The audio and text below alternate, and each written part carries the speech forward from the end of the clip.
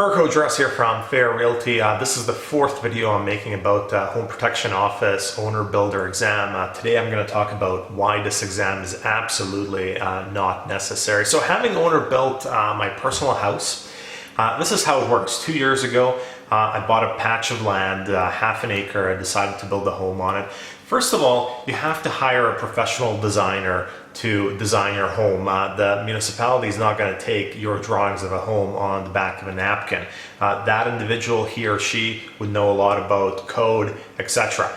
Then when I went down to the municipality with those plans, they gave me a long list of things that I needed before they would approve those plans. One of those things, for example, is a structural engineer. So they wanted me to take those plans to a structural engineer and have him or her structurally engineer the home.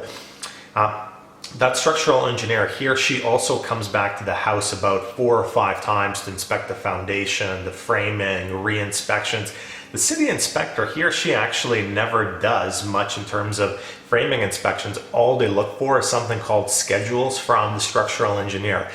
To put it into perspective, a structural engineer, he or she is a civil engineer that's trained somewhere, become a professional engineer, and then specialized in structure. We're not talking the equivalent of a GP, we're talking the equivalent of a specialist like an orthopedic surgeon. So the HPO office expects me to read a chapter on framing and somehow that be useful compared to a structural engineer who's working with a framing crew. The framing crew in my house had 20 years experience. Even the city inspectors are not touching this stuff. All they want to see is the certificates from the structural engineer. The chapter on framing that I'm going to read as the owner builder, complete waste of time. Same with the excavation. The municipality wanted a geotech. I called the geotech. Me knowing something about soil conditions, how would I possibly know anything compared to a geotech?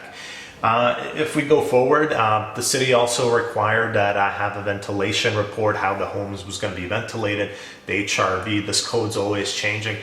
Once again, me reading a chapter, I'm not going to know anything about this compared to a ventilation specialist. And you can't get around these consultants having to work on your house because all the municipalities require them. No municipality in BC is going to give you a permit without a structural engineer having stamped it. So what's the point of the exam? There is no point. Like, I'm going to argue with my structural engineer on framing or nailing patterns. Give me a break. Then as you go through the construction of the home, plumber, guess what? You have to hire a licensed plumber. Electrician, guess what? You have to hire a licensed electrician. When you're doing concrete work, guess what? The concrete company, they probably know a bit more about mixing concrete than you as the owner builder know, reading a few chapters of code. So those are the reasons that this exam is completely useless. And I'm coming from this from a perspective of a person who built their own home.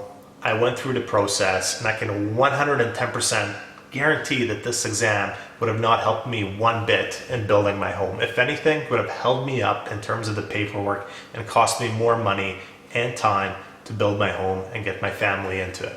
That's it for this week. Marco Juras, Fair Realty.